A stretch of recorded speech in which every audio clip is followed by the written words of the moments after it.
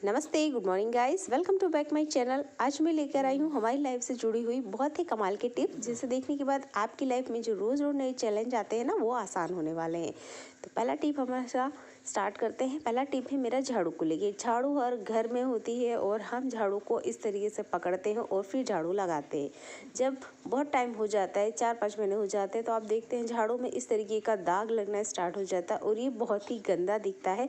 तो इसे हम कैसे क्लीन करें, वो भी बिना हाथ लगाए, क्योंकि झाड़ू ऐसी चीज़ है ना जिसे हम डेली ही यूज़ करते हैं। तो यहाँ ले लेना है हमने पुराना सा टूथब्रश और यहाँ पर लिया है मैंने एक टॉयलेट क्लीनर। मैं इसे बाथरूम में यूज़ नहीं करती हूँ, इसे मैंने बाहर की तरफ रख रखा है। और इस तरीके की जो प्लास्टिक के सरफेस जो गंदे हो जाते हैं और हाथ से इच्छा नहीं होती है साफ़ करने की, तो मैं उन सरफेस पे इस क्लीनर का यूज़ करती हूँ और ये बहुत अच्छे से सफाई करता है। तो आप इस क्लीनर को गलत ना समझें, गलत नहीं है, ये सफाई के लिए ही यूज़ किया जाता है। बस ये वाली बोतल को आपने बाथरूम में नहीं रखना है, बाहर की तरफ रखना है। और इस सरफेस पे, मतलब इस तरह की जो सरफेस होती है जिस पे ऐसी गंदगी लगी होती है और आपका हाथ नहीं, आपकी इच्छा नहीं होती है हाथ लगा के क्लीन करने का, तब आप इस पुराने टूथब्रश का यूज़ करिए। और प्लास्टिक की जितनी सरफेस है ना, उन पर इजीली क्लीनिंग हो जाती है और कोई दिक्कत नहीं होती है। यहाँ क्लीन करने के बाद आपने इसे रख नहीं देना है हाथों हाथ। ये वैसे प्लास्टिक का झाड़ू है तो मैंने इसे धो लिया था, आप कपड़े से भी पोंछ सकते हैं। तो ये तरीका आपको कैसा लगता है प्लीज़ कमेंट करके ज़रूर बताइएगा, क्योंकि मुझे ये तरीका बहुत ही आसान लगा है बिना हाथ लगाए इस तरीके से झाड़ू को साफ़ करने का। इसके बाद में आप झाड़ू को 10 बार हाथ लगाइए, आपके हाथ गंदे नहीं होंगे और बार बार आपको हैंड वॉश करने की भी ज़रूरत नहीं होगी। तो यहाँ आप देख सकते हैं मेरे पास दोनों झाड़ू हैं और मैंने दोनों ही झाड़ू को अच्छे से क्लीन किया है। तो इस तरीके का जब साफ़ सुथरा झाड़ू रहेगा ना, तो आपको भी अच्छा लगेगा और घर में इससे साफ़ सुथरी झाड़ू होना भी बहुत ज़रूरी है। तो झाड़ू आप जब भी लें इस बात का ज़रूर ध्यान रखें कि झाड़ू में इस तरीके का होल हो। जब इस तरीके का होल होगा तो आप इसे आराम से हैंग कर सकेंगे और ये इजीली एक ही जगह पे रखी जा सकती है। तो झाड़ू लेते वक्त इस बात का ज़रूर ध्यान रखें। आई होप ये टिप आपके काम आए। अगला टिप है मेरा कैंची या सीज़र को लेके। आपके घर में भी सीज़र होता ही होगा। जब बहुत टाइम हो जाता है, जैसे मुझे से साल भर हो गया है यूज़ करते करते और ऑलमोस्ट ये ख़राब हो चुकी है, पर मैं इसे अच्छा करके आपको दिखाने वाली हूँ। तो यहाँ पर आप देख सकते हैं इस तरीके से हम सीज़र को पकड़ते हैं और जो पकड़ने वाला हिस्सा होता है ना, ये धीरे धीरे धूल मिट्टी लगते लगते इसका जो कलर होता है वो डल हो जाता है। तो इसे हम कैसे क्लीन करें, इसके लिए भी हमने पुराना टूथब्रश लेना है और थोड़ा सा नाम मात्र कोलगेट लेना है। जितना हम एक बार पेस्ट करते हैं ना, उससे भी 1/4 हिस्सा। और यहाँ पे फिर से मैंने टॉयलेट क्लीनर लिया है, थोड़ी सी कम मात्रा में लिया है और इससे इसके जो हैंडल है ना, इसको अच्छे से क्लीन करना है। यहाँ पे आप डायरेक्टली यूज़ कर सकते हैं टॉयलेट क्लीनर का। मेरा कोलगेट का अच्छे से क्लीन हो जाता है, इसलिए मैं इस यूज़ की हूँ दोनों का। और देखिए इसका जो हैंडल है ना सीज़र का, वो बहुत अच्छे से क्लीन हो गया है। क्या आपके सीज़र में इस तरीके के दाग होते हैं? ये मेरा तीसरा टिप है। अगर इस तरीके का जंग लगने वाला दाग स्टार्ट हो गया, इसका मतलब ये सीज़र आपकी शार्प नहीं होगी और अगर होती भी है तो थोड़े दिन में जल्दी से ख़त्म हो जाती है। तो इसके लिए भी एक छोटी सी टिप है, आपने लेना है पीताम्बरी। यहाँ पर सीज़र को कभी धोना नहीं चाहिए, इसलिए मैं पीताम्बरी तो ले रही हूँ, पर यहाँ जो मैं पानी ले रही हूँ वो सिर्फ नाम मात्र ले रही हूँ कि पीताम्बरी थोड़ा सा गीला हो जाए। क्योंकि सीज़र एक ऐसा चीज़ है, जब हम इसे पानी से टच करते हैं तो इसमें जंग लगना स्टार्ट हो जाता है और ये धीरे धीरे ख़राब होना चालू कर देती है। तो मैं यहाँ पर कपड़े यूज़ कर रही हूँ, आपके पास हैंड ग्लव्स हो तो आप वो यूज़ कर सकते हैं। मेरे पास नहीं है तो मैं यहाँ कपड़ा यूज़ करके दिखा रही हूँ, क्योंकि सीज़र में भी बहुत तेज़ ना धार होता है।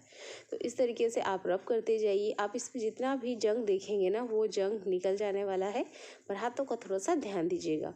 और देखिए मैं आपके सामने दिखा रही हूँ, इस पर बहुत अच्छे से क्लीनिंग हो गई है। तो इस तरीके से क्लीनिंग करने के बाद आप 1-2 बूंद इसमें सरसों का तेल लगा दीजिए, तो ये अच्छे से चलेगी और बिल्कुल ही साफ़ और नई हो गई है। जो सीज़र में बदलने वाली थी, देखिए उस सीज़र को मैंने अच्छे से साफ़ कर लिया है। तो आपका भी सीज़र अगर इस तरीके से हो रहा है, ख़राब हो रहा है, जंग लग रहा है या देखने में गंदा लगता है, तो उसे क्लीन करके रखिए, आपको भी अच्छा लगेगा और एक अच्छी हैबिट भी। आई होप ये टिप भी आपकी काम आए। अगला टिप है मेरा शैम्पू को लेके। आप शैम्पू का बॉटल लीजिए या शैम्पू के पाउच यूज़ करते हो, दोनों ही कंडीशन में हम शैम्पू को इस तरीके से हाथों में लेते हैं। उसके बाद में इस शैम्पू को दोनों हाथों में इस तरीके से मलने के बाद सिर में लगा लेते हैं। पर कभी कभी आपके साथ ऐसा होता है, क्या शैम्पू कम पड़ जाता है? अक्सर ही होता होगा, और शैम्पू कम पड़ने के बाद हम फिर से एक्स्ट्रा शैम्पू यूज़ करते हैं। पर मैं एक छोटा सा टिप बताने वाली हूँ। जो भी मग्गा बाउल आप लेते हैं उसमें एक शैम्पू का पाउच या जितने मेजरमेंट के हिसाब से आपको बाल में लगता है उसे डाल लेना है। इसके बाद में हमने यहाँ मिलाना है पानी। पानी मिलाने के बाद हमने यहाँ पर घोल बना के तैयार कर लेना है। आप बाल धोते वक्त हो या मैं भी बाल धोती हूँ तो पहले हम सिर को गीला करते हैं। यहाँ पे सिर ना भी गीला करें तो भी डायरेक्टली आप इस जो झाग वाला पानी बना के तैयार करा है ना, इसी से सिर को धो सकते हैं और पूरे स्केल में बालों की जड़ों तक शैम्पू जाने वाला है। और एक ही शैम्पू का पाउच आपको ज़्यादा लगने लग जाएगा। तो ये तरीके को आप अप्लाई कीजिएगा जब भी आप सिर को धोते हैं। तो ये तरीका यूज़ करने के बाद कमेंट ज़रूर कीजिएगा। अगला टिप है मेरा दूध को लेके। इतना कितनों के साथ हुआ है और कितनी बार हुआ है कि जब हम दूध गर्म कर लेते हैं, अच्छा सा गर्म होता है, खौलता हुआ दूध होता है और हमने इमरजेंसी में कहीं बाहर जाना होता है, तब क्या हम गर्मा गर्म दूध फ्रिज में रख दें? तो बहुत सारों का जवाब होगा नहीं। पर मैं एक बता रही हूँ छोटा सा तरीका जिससे आप गर्मा गर्म दूध भी फ्रिज में रख सकते हैं। इसके लिए हमने क्या करना है, हमने एक थाल लेनी है और थाल में लेना है थोड़ा सा पानी। इससे जो दूध है ना उसका जो टेम्परेचर है वो बहुत जल्दी डाउन हो जाएगा और इससे फ्रिज का जो सरफेस है उसे भी कोई दिक्कत नहीं होने वाली है। बस इसमें से भाप जो निकलनी है वो बंद हो जाएगी। तो इस तरीके को आप अप्लाई कीजिएगा जब आपको इमरजेंसी में बाहर जाना हो और आपका दूध एकदम गर्म हो। वैसे भी गर्म दूध तो फ्रिज में नहीं रखना चाहिए, पर आप इमरजेंसी में इस ट्रिक को अप्लाई कर सकते हैं कि थाल में पानी रखिए और उसके बाद में तपेली रख दीजिए। ये तरीका आप अप्लाई कर सकते हैं। अगला टिप है मेरा चाकू को लेके। तो आपके घर में भी क्या इस तरीके के चाकू होते हैं कि हमने किसी चीज़ को गर्मा गर्म काटा हो और उसके बाद में इस तरीके का दाग हो गया? तो इस तरीके का दाग लगा चाकू ना बिल्कुल अच्छा नहीं लगता है। तो इसको भी हम सिंपल तरीके से ही क्लीन करने वाले हैं। यहाँ पर मैंने फिर से पीताम्बरी पाउडर लिया है और यहाँ पर कपड़े का ही यूज़ किया है मैंने, और जो कपड़ा है वो हल्का सा गीला है और इस तरीके से रब करते जाना है। तो जो मटमीला काला सा चाकू रहता है ना, देखने में भी अच्छा नहीं लगता है।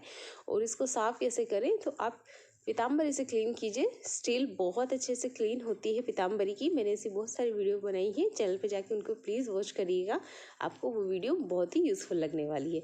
तो देखिए मैंने इस चाकू को बहुत ही अच्छे से क्लीन कर लिया है। आप भी ये कर सकते हैं जब चाकू पे गंदे मटमेले से दाग हो जाए तो बहुत अच्छे से क्लीन हो जाएंगे। क्या आपके घर में भी इस तरीके का प्लास्टिक बैग आता है ऑयल का? अगर आता है तो क्या यूज़ करने के बाद आप इसे फेंक देते हैं? मैं इसका एक अच्छा सा यूज़ आपको बताने वाली हूँ। तो जब भी हम तेल निकाल लेते हैं उसके बाद में इस प्लास्टिक बैग को अक्सर डस्टबिन पे फेंक देते हैं, पर इसका आप एक अच्छा सा यूज़ कर सकते हैं। मैंने यहाँ लिया है वही साफ वाला सीज़र और देखिए कितना नया सा चमक सीज़र का आ गया है। तो वो टिप आप ज़रूर अप्लाई कीजिएगा, आपके काम आएगी।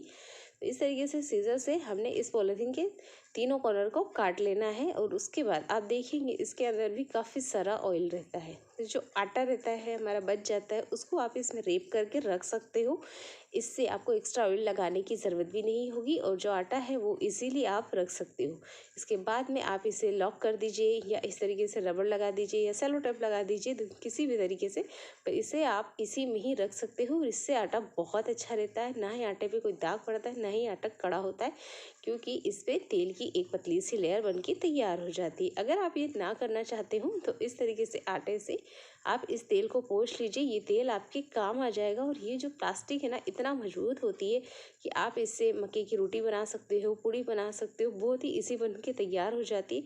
तो इस प्लास्टिक बैग को फेंकने से पहले एक बार इस तरीके का यूज़ करके देखिएगा। अगर आपको ये तरीका अच्छा लगता है तो वीडियो को लाइक कीजिएगा, चैनल पर नहीं है तो सब्सक्राइब कर लीजिएगा और देखने के लिए आपको बहुत सारा धन्यवाद।